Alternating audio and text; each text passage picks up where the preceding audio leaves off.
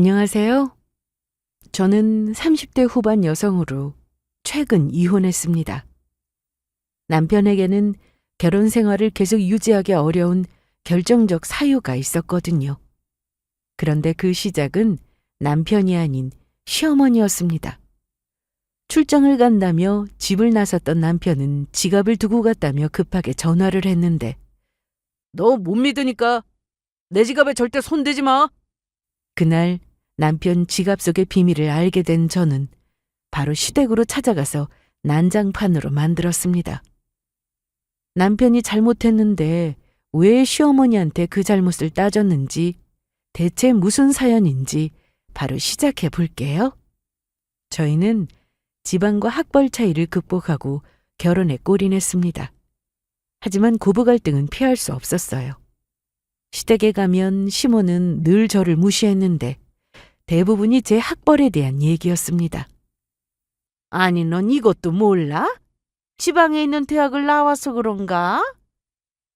물론 시모가 처음부터 저희 결혼을 반대한 건 아니었습니다. 남편이 잘 설득했고 시모도 저희 둘이 좋다면 결혼해서 잘 살라고 하셨고요. 어머님도 처음엔 제 집안과 학벌이 좀 아쉽다 이 정도로만 말씀하셨고 이왕 결혼하기로 한 거 기분 좋게 허락해 주셨습니다.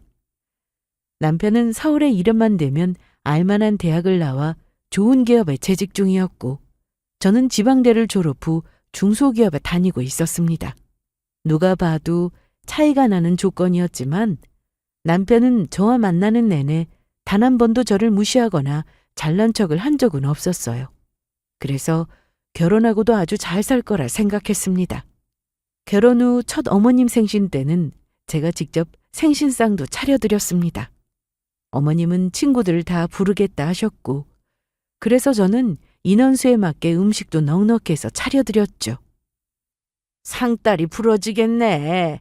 고생했다. 아니에요. 어머님이 좋아하시는 표정을 보고 힘은 좀 들었지만 뿌듯했습니다. 그런데 섭섭한 것도 있었어요. 어머님의 친구분들이 오시고 저도 인사를 드리려고 기다리고 있었는데 시모는 급하게 가보라고 하셨습니다. 오늘 고생 많았어. 얼른 가봐. 며느리가 아주 손이 야무지네. 음식도 다 맛있고. 그런데 왜 가라고 해? 이리 와서 같이 먹지. 얘기도 좀 하고. 얘기는 무슨. 우리끼리 편하게 먹으면 되지. 난 네 아들 결혼할 때 못 갔잖아. 이렇게 예쁜 며느리 얻은 줄은 몰랐는데. 같은 대학교에서 만난 거야? 아니면 회사? 궁금하니까 앉아서 얘기 좀 해봐. 응? 아니, 뭘 자꾸 물어봐. 지훈이 넌 왜 그러고 서 있어? 그만 가봐. 딱 봐도 시모는 제가 지방대 출신에 그저 그런 회사를 다니는 것에 대해 친구들이 알게 되는 걸 싫어하시는 것으로 보였습니다. 그래서 급하게 저를 현관으로 밀면서 얼른 가라고 하셨죠. 그럴 수 있다고 생각했습니다. 시모가 저한테 대놓고 무시하고 그런 건 아니었으니까요. 이날은 어머님 생신이기도 해서 기분은 좀 상했지만 그냥 나왔습니다. 그리고 제가 하는 음식은 다 맛있게 드시니까 앞으로 자주 반찬도 해드리고 제가 잘하면 시모와 사이도 더 가까워질 거라 생각했습니다. 하지만 제 노력만으로는 어려운 일이었어요. 시모는 모든 일에 제 학벌을 대입시켜 말씀하셨습니다. 집에 오시면 살림하는 것도 마음에 안 드셨는지 늘 못 배워서 그런 거냐고 하셨고 어떤 환경에서 자랐길래 이러냐는 막말도 하셨죠. 물론 시모의 이런 행동에 남편도 가만히 있지는 않았습니다. 엄마, 여기서 그 말이 왜 나와요? 이건 제가 먹고 안 치운 건데 지훈이 잘못도 아니고 그만하세요, 이제. 내 앞에서 얘 편들지 마라. 내가 뭐 틀린 말 했어? 남편이 끼어들면 시모는 더 크게 화를 내셨습니다. 이외에도 시모와의 일화는 참 많았는데 종교 강요 때문에 난리가 난 적도 있었습니다. 저는 따로 종교가 없었는데 결혼하고 바로 애가 안 생긴다면서 종교를 가져야 한다고 하더라고요. 글쎄, 얼른 나오라니까. 지금요? 1층이니까 10분 내로 준비해서 나와. 시모는 일요일 아침 연락도 없이 찾아왔고 아파트에 도착했다면서 얼른 준비하고 나오라고 했습니다. 일단 기다리고 계신다고 하니 급하게 준비해서 내려갔는데 시모는 저한테 애가 안 생기는 건 종교가 없어서라며 같이 가서 정성을 보이면 된다고 하더군요. 일부러 오셨으니 저는 어머님을 따라 기도를 드리러 갔는데 저하고는 너무 맞지 않아 이날 바로 말씀드렸습니다. 남편도 어머님과 주말마다 기도를 드리러 다녔는데 그것도 어머님 성화에 못 이겨 나간 거라 마음에도 없어서 현재는 안 나가고 있거든요. 그래서 저도 안 맞는다고 말씀드렸는데 아니, 너 애 안 가질 거야? 어머님 그거 내 말대로 하면 무조건이라니까. 어른 말씀 들어서 손해볼 거 하나 없어요, 글쎄. 사실 애가 안 생기는 건 이유가 있었습니다. 남편과 병원에 가서 검사를 받은 적이 있었는데 무정자증이라고 했습니다. 물론 무정자증이라고 해도 임신이 불가능한 건 아니고 시험관을 해서 임신한 사례도 많아서 저희도 그걸 생각하고 있었어요. 남편은 시모에게는 얘기하지 않았으면 좋겠다고 했는데 알게 되면 시모 성격상 사람을 들들 볶을 거라고 했죠.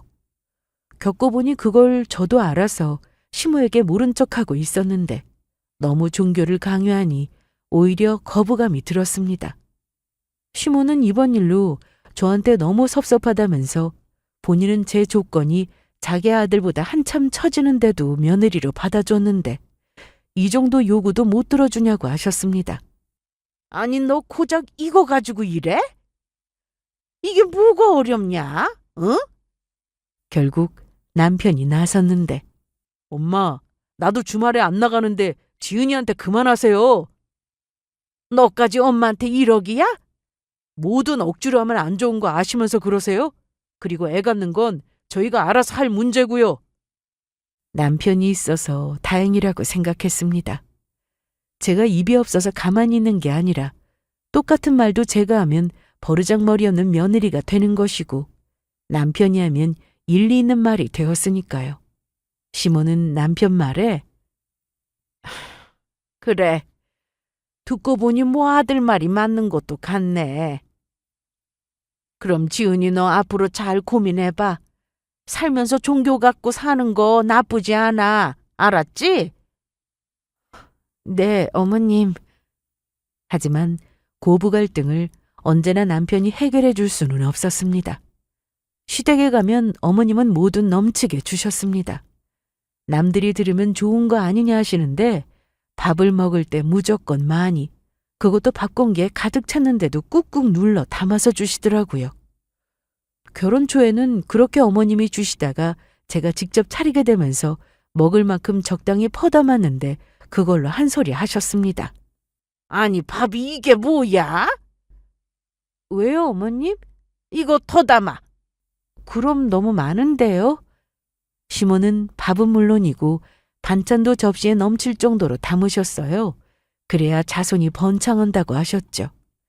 친정에서는 그냥 적당히 먹을 만큼만 덜어서 먹고 부족하면 더 먹고 이런 식이었는데 어머님은 나중에 더 갖다 먹을 거면 아예 처음부터 많이 품으면 되는 거 아니냐고 하셨습니다. 결혼 초 어머님이 너무 어려워서 주시는 대로 다 먹은 적이 있었습니다. 잘 보이고 싶은 마음에 꾸역꾸역 그걸 다 먹었는데 결국 탈이 났죠. 체한 게 며칠 동안 내려가지 않아 병원 신세를 져야 했는데 그걸 남편이 너무 잘 알고 있어서 남편도 시모에게 먹고 더 먹으면 되지 않냐고 했다가 시모가 크게 화를 냈습니다. 아들, 너 결혼했다고 엄마한테 이럴래? 주는 대로 잘만 먹더니 이제 엄마랑 같이 안 산다고 식성도 변한 거냐고? 남겨서 버리는 것보단 낫잖아요. 시모는 이날 결국 수저를 내려놓으셨는데 여기서 그냥 끝냈으면 아무 일 없었을 겁니다. 하지만 시모는 저에게 해서는 안 될 말씀까지 하셨어요. 이렇게 푸짐하게 상 차려서 밥을 먹어야 아들 낳아 대를 잇는 거야. 네 친정에서는 뭐? 적당히 먹고 모자라면 더 먹는다고? 그러니까 딸만 있지. 딸만 셋인데 그중 하나만이라도 아들이었으면 얼마나 좋았겠냐고. 이게 다 정성이 부족해서야. 아니면 없이 살아서 먹을 게 부족했어? 그래서 밥도 이 모양으로 퍼서 먹었냐? 뭐 어쩌다 한번 나온 말이라면 기분 나빠도 넘어가겠는데 툭하면 제 학벌에 친정도 무시하니 참을 수가 없었습니다. 어머님, 저 그런 말 처음 들어요. 제가 정민 씨보다 좋은 대학 못 간 건 맞는데 집 넉넉하진 않아도 부족함 없이 살았습니다. 가서 물어봐라. 너네 집서 막내인 네가 그래도 아들이길 바랬을 거다. 시모의 말대로 친정 부모님이 정말 그런 생각을 하셨을지도 모릅니다. 하지만 정말 그렇다고 해도 저는 여태까지 엄마 아빠한테서 그 어떤 차별도 받은 기억이 없고 화목한 집이라고 생각하며 살았어요.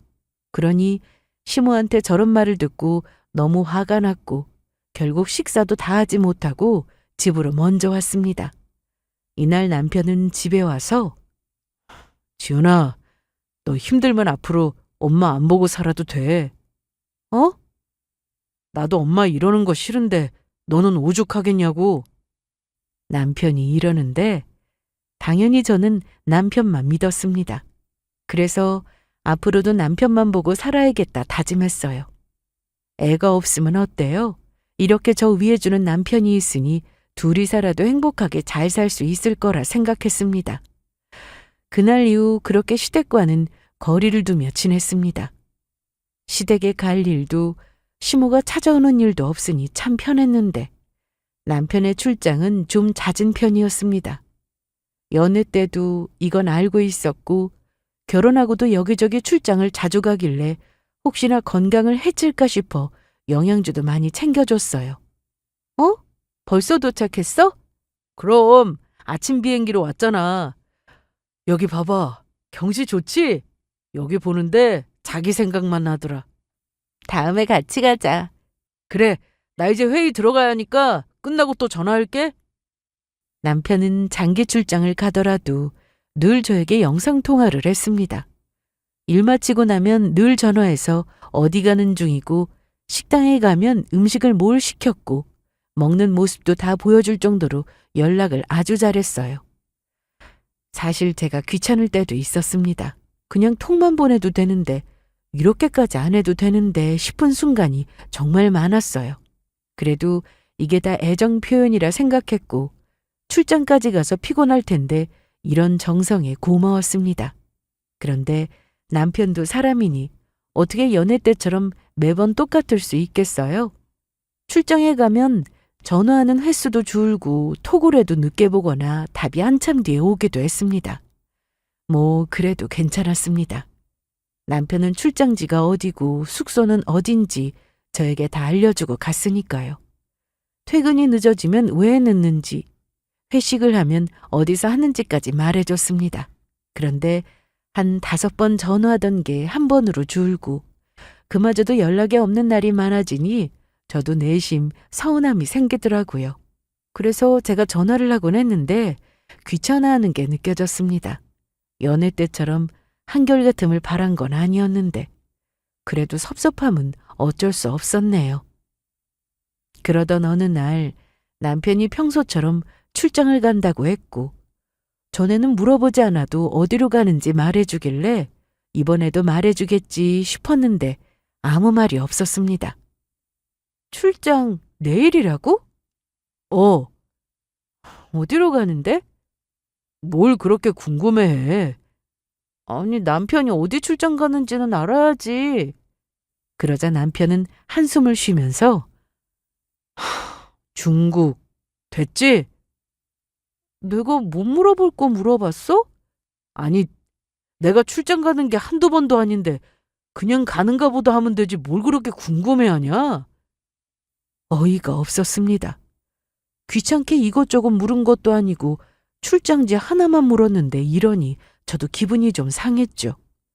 다음 날 남편은 아침 일찍 준비를 했는데 그래도 저는 외국까지 나가서 일하는 거니 기분 좋게 배웅했습니다. 하지만 남편은 인상만 쓰고 나가더군요. 그런데 출장을 다녀온 남편은 저와 대화할 때마다 날이 서 있었습니다. 매일 집에 오면 피곤하다는 말을 입에 달고 살았고 제가 무슨 말만 하면 대답도 잘 하지 않았어요.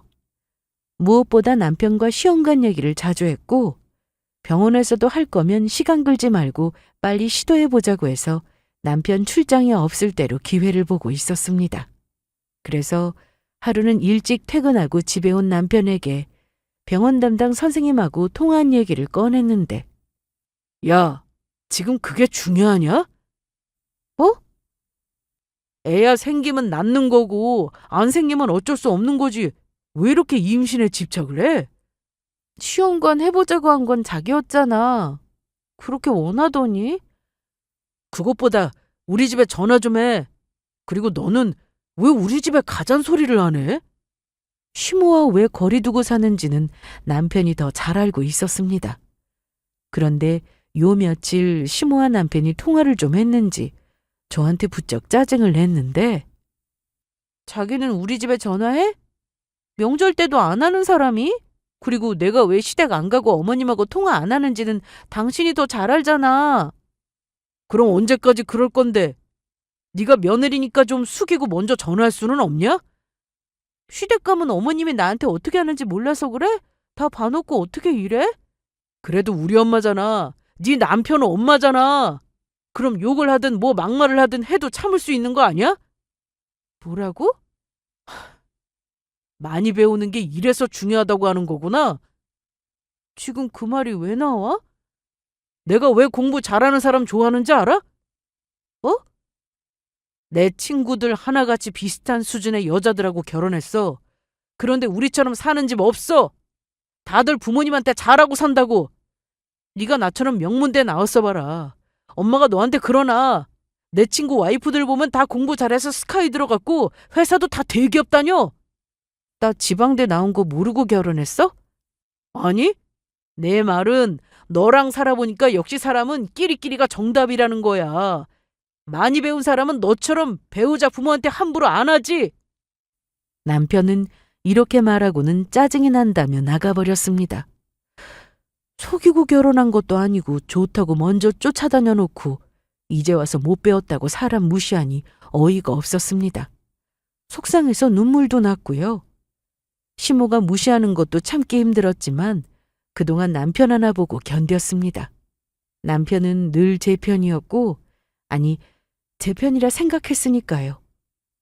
시모와 저 사이에서 남편이 힘들었다는 건 저도 알았지만 제가 어떤 대우를 받았는지 누구보다 잘 알면서 저러니 이제 누굴 믿고 살아야 하나 싶었습니다. 그런데 이날 남편이 화를 내고 급하게 나가는 바람에 핸드폰을 두고 나갔고 그때 전화가 왔습니다. 그래서 누구한테 전화가 온 건가 싶어 봤는데 이름에 하트가 되어 있었어요. 순간 뭐지 싶었는데 그때 남편이 다시 들어오더니 핸드폰을 들고 나갔습니다. 남편은 시댁에서 외동아들이라 누나도 여동생도 없었어요. 그렇다고 시어머님은 아니었습니다. 뭔가 있구나 싶었던 저는 이날 남편이 들어오기만을 기다렸는데 밤 12시가 넘어서야 들어왔고 안 자고 기다리고 있는 저를 보고는 여태 앉았어? 얘기 좀 해. 아, 싫어. 출근해야 해서 바로 잘 거야. 남편은 제 말을 싹 무시하고는 씻지도 않고 바로 안방으로 들어갔습니다. 안방에 쫓아 들어가서 일어나라고 했지만 돌아오는 건 대답 없는 무시였습니다. 그날 이후로 남편은 퇴근도 늦었고 말도 없이 출장을 가기도 했습니다. 외박을 하길래 전화했더니 출장 중이라고 했죠. 이 정도면 저와 안 살겠다는 건데 저도 이런 놈과는 더 못 살겠다 싶었어요. 하지만 그 전에 그 하트로 되어 있는 그 사람이 누군지 알아야겠다 싶었고 저는 기회를 보다가 남편 핸드폰을 볼 생각이었습니다. 하지만 볼 수가 없었어요. 아무리 찾아도 남편 핸드폰이 보이지 않았거든요. 차에 두고 왔나 싶어 한밤중에 주차장에 가서 뒤져봐도 핸드폰은 나오지 않았습니다. 어쩔 수 없이 다시 들어와 컴퓨터를 켰습니다. 저는 일주일 뒤 컴퓨터 자격증 시험을 앞두고 있던 중이라 퇴근하고 집에 와서 공부를 했는데 시험이 얼마 남지 않아서 늦게까지 연습을 했습니다. 강의만 듣는 것보다 프로그램을 열어서 직접 실행해 보는 게 도움이 된다고 해서 이날 늦은 시간이었지만 연습을 하고 있었죠. 그렇게 연습을 다 마치고 컴퓨터를 끄려는데 컴퓨터 뒤쪽으로 남편의 핸드폰이 보였습니다. 이날은 정말 잊을 수 없는 날이었습니다. 핸드폰에서 제일 먼저 본 건 사진첩이었습니다. 그리고 제 눈에 들어온 건 처음 보는 여자의 사진이었어요. 그걸 보는 순간 기분이 싸했고 남편의 옆에서 환하게 웃고 있는 여자와 보통 사이가 아니겠다는 생각부터 들었습니다. 직장 동료로 보기에는 사진 찍은 자세가 너무 자연스러웠고 연인 사이처럼 보였습니다. 이때가 언제인가 보니 평일이었는데 퇴근 후 만나 둘이 한강을 갔더라고요. 그런데 남편이 사진 속에서 입고 있는 옷을 보니 기억이 났습니다. 남편은 원래 제가 때가 되면 사주는 옷을 입고 출근을 했는데 언젠가부터 옷을 많이 샀습니다. 그때 뭐지 싶어 무슨 옷을 이렇게 많이 사냐고 했다가 남편이 짜증을 낸 적이 있었어요. 뭘 많이 산다고 그래? 지난주에도 샀고 오늘도 옷 사와서 그러지. 나는 뭐 옷도 마음대로 못 사? 아니 그냥 물어본 건데 왜 화를 내? 남편은 괜히 신경질을 부렸고 제 말이 기분이 나빴나 싶어서 다음날 출근할 때 엘리베이터까지 가서 배웅을 해줬습니다. 새로 구입한 자켓이 잘 어울린다고 말해주고 어깨에 먼지가 있어서 털어주며 잘 다녀오라고 했었죠. 그러자 남편은 저를 보고 환하게 웃으며 엘리베이터를 타고 내려갔는데 제 말에 기분이 풀린 줄 알았더니 그게 아니라 그날 이 여자를 만나 놀 생각에 절로 기분이 좋았던 거였습니다. 이걸 보는데 너무 괘씸하고 배신감에 치가 떨렸습니다. 언제 또 남편 핸드폰을 보게 될지 알 수 없었던 저는 이날 작정하고 핸드폰을 싹 다 뒤졌습니다. 뭐 하는 여자인지 가정 있는 남자를 대체 왜 만나는지 궁금했죠. 그래서 대화 내용을 다 보고도 부족해서 차로 가서 블랙박스까지 열었습니다. 거기다 내비게이션 기록도 당연히 확인했죠. 그렇게 상간녀가 어디 사는지까지 확인한 저는 직접 가봐야겠다 생각이 들었습니다. 남편은 주말에도 회사 일이 많아 출근해야 한다면서 나가기 일쑤였고 대기업인데 주말 근무를 할 수도 있겠지만 한 달 내내 주말에 회사를 간다는 게 저로서는 이해되지 않았어요. 그래서 거짓말하고 그 여자를 만난다고 확신했습니다. 이날도 남편은 회사를 간다며 집을 나섰고 남편이 나가자마자 저는 미리 연락해둔 언니와 함께 언니 차를 타고 상간녀 아파트로 향했습니다. 가족들에게 남편의 외도를 알리는 게 쪽팔렸지만 도저히 혼자 못 가겠더라고요. 무슨 상황이 펼쳐질지 모르고 제가 이성을 잃으면 잡아줄 사람도 필요했습니다. 언니는 제 얘기를 듣고 실컷 남편 욕을 했는데 뭐든 도와줄 테니 말만 하라고 하길래 아주 든든하더라고요. 그렇게 상간녀 아파트 주차장에 들어가 빈자리에 차를 세웠는데 내려서 살펴보니 남편의 차가 보였습니다. 역시나 회사가 아닌 상간녀의 집으로 왔구나 싶었죠. 이제부터 어떻게 해야 하나 머릿속이 멍했습니다.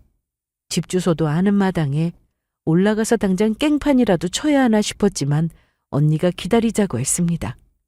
아침 10시부터 시작된 잠복이 3시간 정도 지나고 점심도 굶어가며 기다리고 있던 그때 벤츠 한 대가 들어왔습니다. 그리고 남편 차 옆에 주차를 하더니 차 안에서 내린 사람은 남편과 상간녀였습니다. 남편은 아침 일찍 이곳으로 와서 주차하고 상간녀의 차로 나갔다 온 거였어요. 아파트도 브랜드에 차도 벤츠라니 좀 사는 집 딸이구나 알 수 있었는데 멀리서 봐도 날씬한 몸매에 예뻐 보였습니다. 두 사람이 내려서 서로 손을 잡고 내려가는 모습에 저는 차에서 내릴 뻔했습니다. 지은아, 정신 차려. 너 여기서 나가면 안 돼. 이거나 가서 두 사람 가만 안 둘 거야. 하지만 이날 언니는 저를 억지로 끌어안고 차 문도 절대 못 열게 했습니다. 그렇게 차 안에서 언니 품에 안겨 엉엉 울었어요. 어떻게 이래? 어떻게 나한테 이럴 수 있어? 일단 진정해. 네가 가서 욕하고 때린다고 뭐 달라져? 너만 우스워지는 거야. 동호수까지 하는데 마음은 들어가고 싶었지만 들어가는 순간 주거 침입이 된다고 했습니다. 그래서 언니가 저를 그렇게 막은 거였어요. 괜히 너 손해보는 짓 하지 말고 기다려. 어차피 저 인간이랑 안 살 거잖아. 괜히 따라 들어갔다가 네가 잘못한 걸로 몰아가면 그땐 어쩔 건데. 네 얘기 두고 나도 많이 알아봤어. 저 여자 집 쳐들어가서 소송당할 수도 있다고. 일단 내 차 블랙박스에 저 두 사람 손잡고 들어가는 거 찍혔고 넌 이제부터 둘이 새롭게 나눈 대화나 사진 같은 거 확인하면 따로 저장해둬. 카드 내역도 볼 수 있으면 확인해보고 차 블랙박스도 매일 보고 이상하다 싶은 거 다 증거로 쓰게 저장하라고. 그래서 언니 말대로 저는 이날 이후 정말 매일 밤만 되면 잠을 자는 걸 포기하고 증거 찾기에 나섰습니다. 그리고 블랙박스를 통해 남편이 차 안에서 스피커폰으로 상간녀와 통화하는 대화는 물론 빨리 이혼해서 같이 살자는 말도 들었어요. 이보다 더 역겨운 대화도 많았는데 매일 새로운 대화를 듣다 보니 지겨웠지만 생각보다 쉽게 모을 수 있었습니다. 저는 빨리 소송 걸고 끝내길 원했습니다. 그래서 불붙은 제 전투력을 모아 변호사의 도움을 받아 소장 초안도 작성했습니다.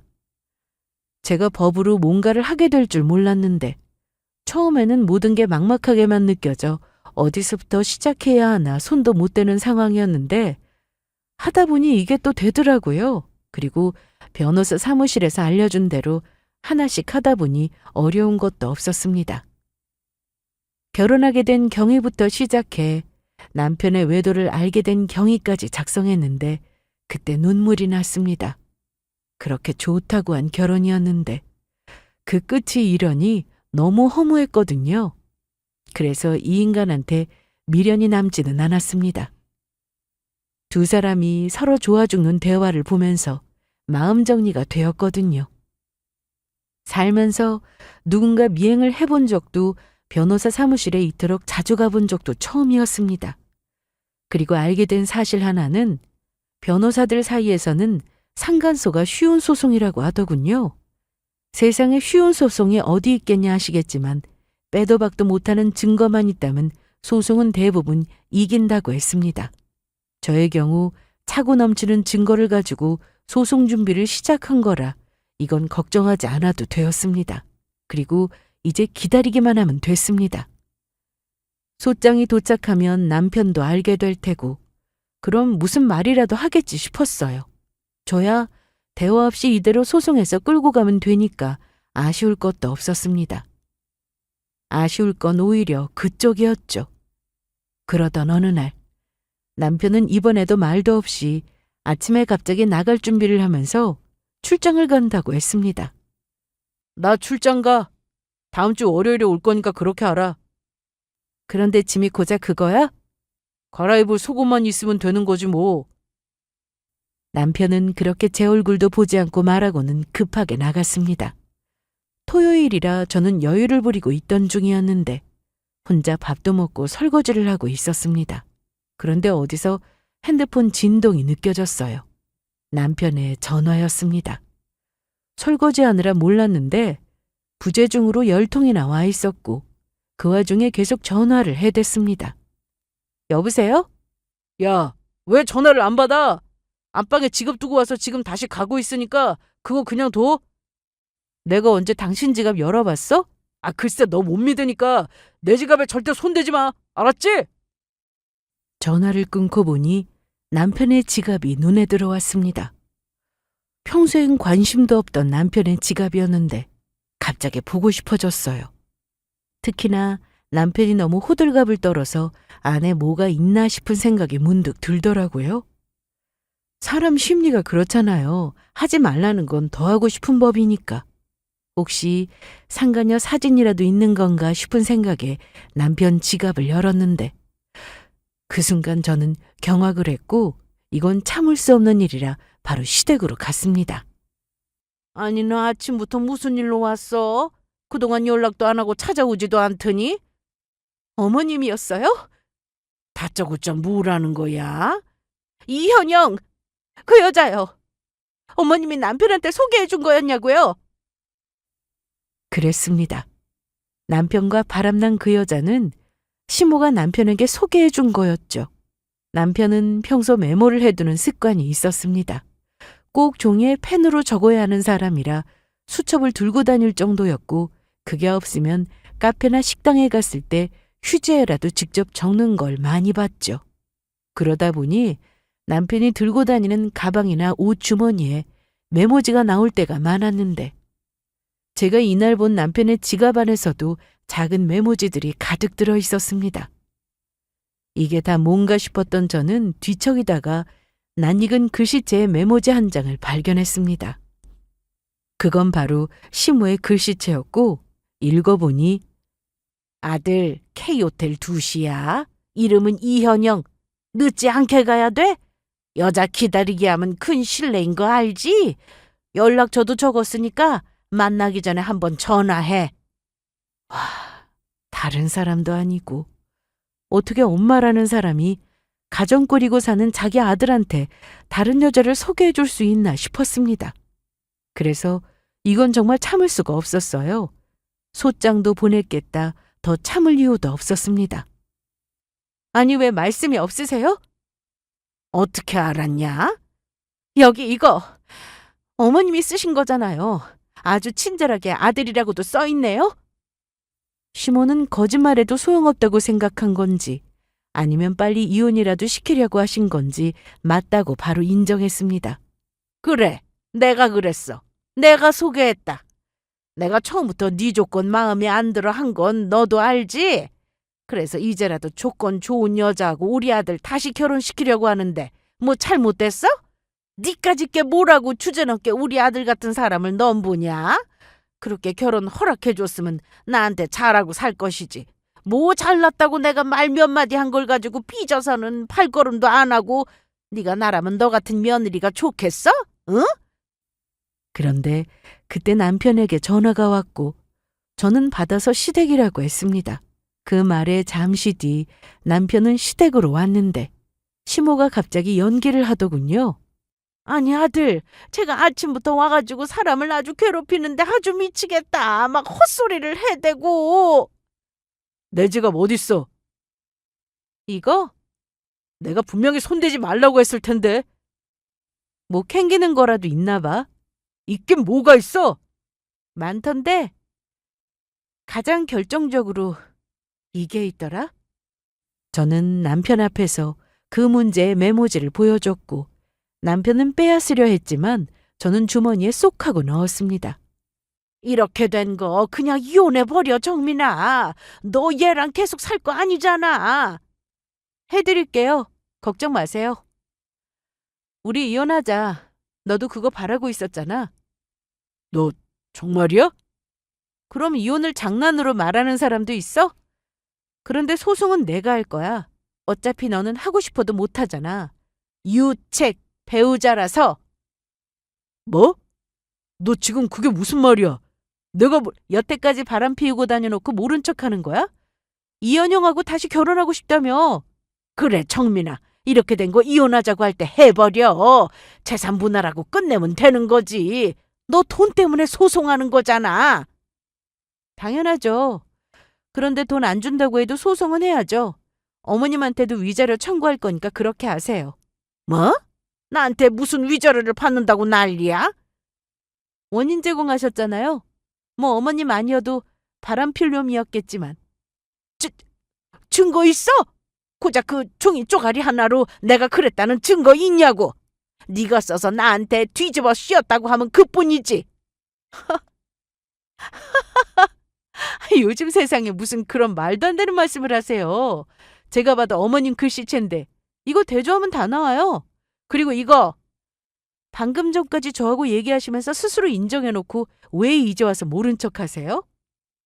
저는 주머니에서 녹음기를 꺼냈습니다.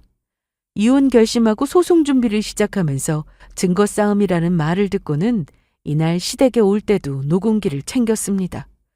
혹시나 시모가 말을 바꿀까 봐서요. 역시나 뻔뻔하게 말을 바꾸길래 소용없다고 녹음기를 꺼내 보였죠. 나한테 했던 말 기억해? 무슨 말?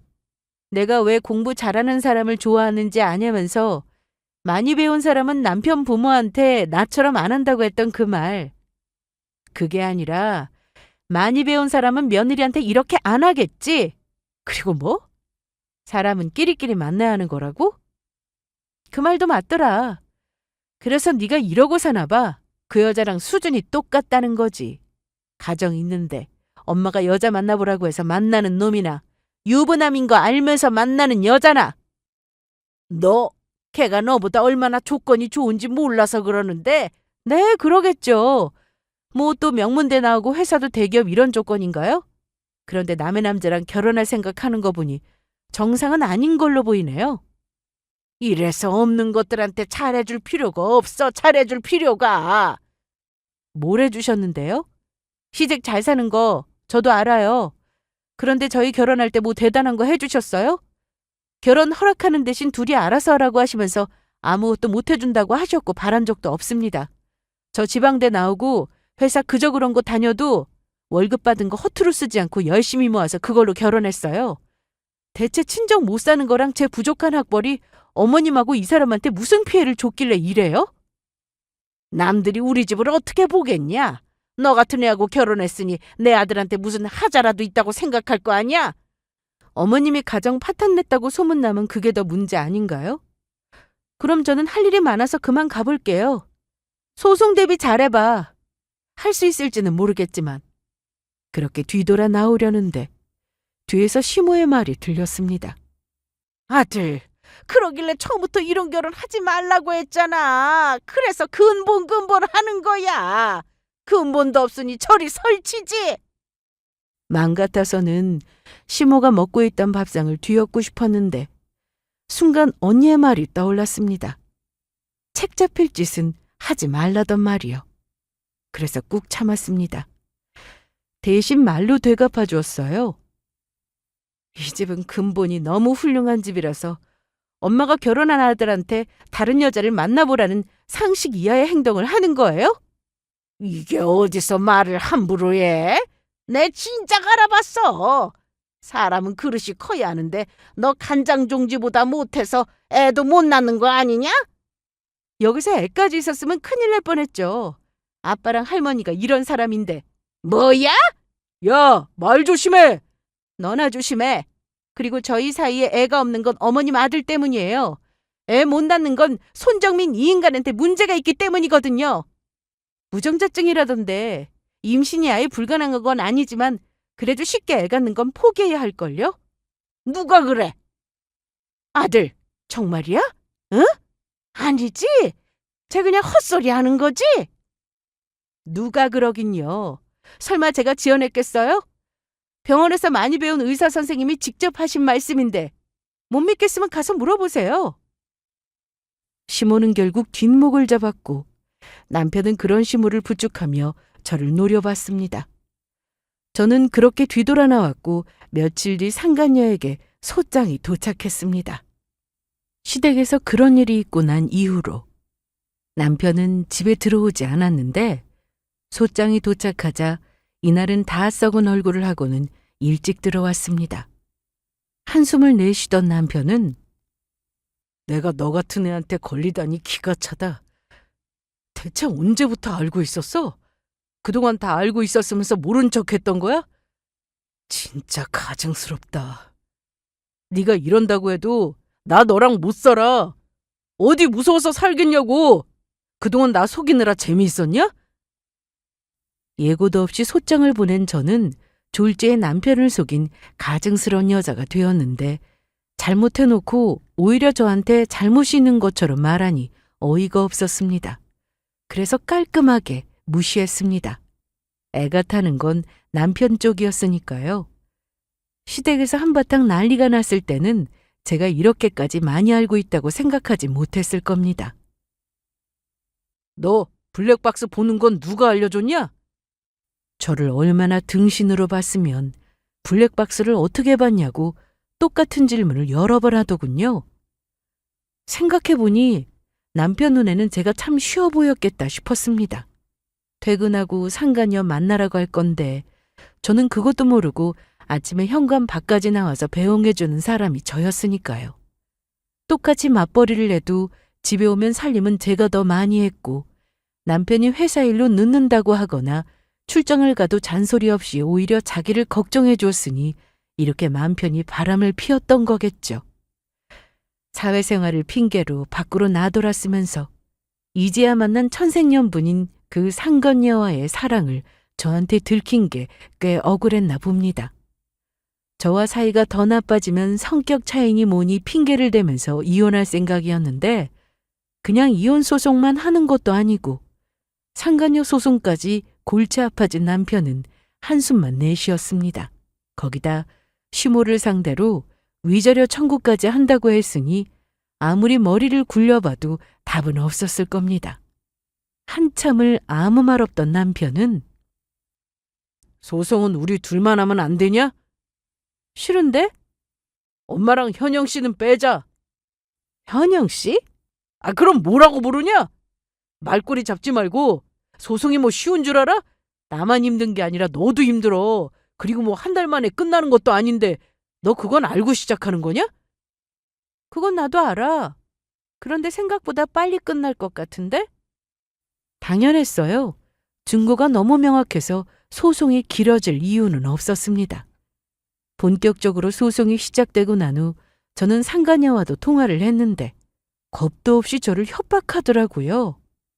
이런다고 정민 씨 그쪽하고 다시 살지 않아요? 추잡스럽게 이게 뭐 하는 거예요? 추잡스러운 건 제가 아닌 것 같은데요? 야, 너 말 다 했어? 아니, 할 말은 아주 많지. 그런데 너한텐 안 해. 법정에서 해야지. 내가 너 고소할 거야. 하세요. 얼마든지.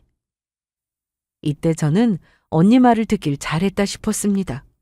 혹시라도 그날 상간녀 아파트 주차장에서 두 사람을 봤을 때 못 참고 내려서 두 사람 딱이라도 때렸거나 집으로 쳐들어갔더라면 저 역시 고소를 당했을지 모릅니다. 그런데 제 속이 썩어 문드러져도 참았더니 상간녀가 저한테 할 수 있는 건 아무것도 없었습니다. 그렇게 예정대로 소송은 진행되었어요. 상간녀 소송에 이혼 소송 그리고 시모를 상대로 위자료 청구까지 쉽지 않아 보였지만 변호사님만 믿었습니다. 명확한 증거에 상간녀 소송은 예상보다 빨리 끝났고 이혼도 끝이 보였죠. 전 시모는 저한테 위자료를 주게 생기자 아주 억울해했는데 제가 돈이 없어서 돈 노리고 작정한 거라는 막말까지 하더라고요. 무시했습니다. 물론 화나고 기분 더러웠죠. 그런데 무시하니까 더 발광을 하더라고요. 야, 너 내 말 못 들었냐? 이런 짓까지 해서 돈 받으니 속 시원하지? 이거나! 그만해요. 다 끝났는데 그런 말이 무슨 소용이에요. 그런데 저는 알고 있었습니다. 상간녀 소송까지 당해서 불륜녀 타이틀을 얻게 됐는데 그러고도 저 인간 좋다고 같이 살까 싶었거든요. 같이 산다 해도 그 행복이 과연 오래 갈까 생각했고 결코 행복할 수 없다고 믿고 있었어요. 역시나 그랬습니다. 전 남편이나 전 시모는 이제 저를 떼어냈으니 그 상간녀와 잘 살 줄 알았는데 전 시모가 조건 좋아서 소개한 그 상간녀는 갑자기 결혼 생각이 없다고 했답니다. 무엇보다 더 큰 문제는 제가 상간녀 소송을 하면서 그 상간녀가 그만 정리하겠다 했는데 그 과정에서 전 시모가 그 여자를 붙잡으려고 아파트 명의를 그 여자 이름으로 해줬다네요. 그 여자가 타고 다닌 벤츠는 진작에 전 시모가 사준 차였고요. 결혼 안 할 거면 집도 차도 돌려줘야 하는데 그 여자는 선물로 받은 건데 왜 줘야 하냐면서 오히려 소송까지 당하고 억울한 건 본인이라며 줄 생각이 없다고 했답니다. 그동안 전 시모한테 고가의 선물도 참 많이 받은 모양이었는데 전 시모나 전 남편 꼴이 아주 우습게 된 거죠. 이혼할 때까지만 기다려달라고 전 시모가 참 부단히도 노력을 한 모양인데 그게 다 물거품이 되었으니 얼마나 속이 쓰릴까 싶었습니다. 전 시댁 친척 중 저한테 가끔 연락하던 분이 계셨는데 어떻게 된 거냐며 지금 난리라고 하면서 이 사실을 알려주셨어요. 그래서 이혼했으니 이제 연락하지 마시라 했는데 제 말에 혀차면서 그럴 줄 알았다고 했습니다. 처음부터 그렇게 자식 가지고 이리 재고 저리 재고 하더니 꼴 좋네. 이혼 잘했어. 아주 보란듯이 잘 살아. 제가 원하는 대로 이혼해서 판결문까지 다 받아냈지만 그래도 그 두 사람이 잘 살 거라고 생각하니 한편으로는 씁쓸했습니다. 전 남편에게 애정이 남아서가 아니라 그들에게는 그게 목표였고 그걸 이룬 셈이었으니까요. 하지만 역시나 인생은 참 뜻대로 되지 않았습니다. 결국 전 시모는 그 상간녀를 상대로 아파트와 차를 돌려달라는 소송을 한다고 했는데 아주 긴 싸움이 될 것 같다는 생각이 들었습니다. 전 남편은 그렇게 상간녀와 틀어지고 나서야 저와 살았을 때가 그리웠는지 찾아와서는 자기 엄마와 연 끊고 살겠다며 앞으로 휘둘리고 살지 않을 테니 과거는 잊고 자기 믿고 다시 시작해보자는 헛소리를 했습니다. 뭐 잘못 먹었냐? 그래, 다 인정할게. 내가 잘못했어. 그런데 내가 언제 너 만나면서 한눈 판 적 있었어? 그 일 말고 그런 적 있었냐고. 난 너밖에 몰랐어. 엄마 아니면 내가 그 여자 만날 일이 없었을 거라고. 그럼 끝까지 그렇게 살았어야지. 그리고 이제라도 너한테 맞는 조건의 여자 만나서 살아. 나는 너보다 배운 것도 없고 집안도 안 좋아서. 내가 그런 배경 보고 너 만났냐? 언제는 공부 잘하는 사람을 좋아한다면서 말이 자꾸 바뀌네? 그리고 그렇게 나한테 상처 주고 네 말 한마디에 내가 홀라당 넘어가서 좋다고 할 줄 알았어? 한심하다. 전부터 느낀 건데 네가 공부머리는 있겠지만 사람이 참 지혜가 없어. 똑똑하면 뭐하는데 지혜롭지가 못해서 자기 가정 하나 지키지도 못하고. 진심으로 하는 말인데 딱 네 수준에 맞는 사람 만나길 바래. 그날 이후로도 전 남편은 몇 번이나 찾아오고 저희 부모님 앞에서도 잘못했다 했지만 저희 가족한테 꼴 좋게 무시당했습니다. 그동안 친정에 가면 아빠는 물론 엄마가 우리 사이 왔냐고 반겨주고 대접해줬는데 무시당하니 그 기분이 어땠을지 그날 전 남편의 얼굴에서 바로 느낄 수 있었습니다.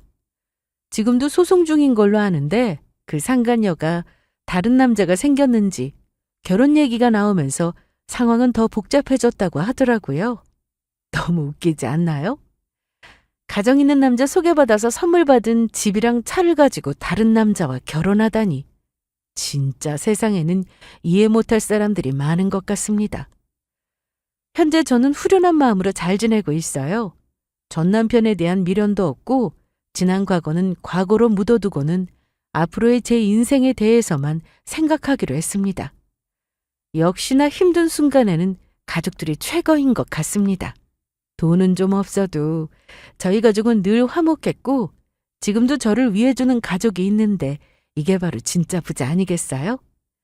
그럼 제 사연은 여기서 이만 마치겠습니다. 들어주셔서 감사합니다.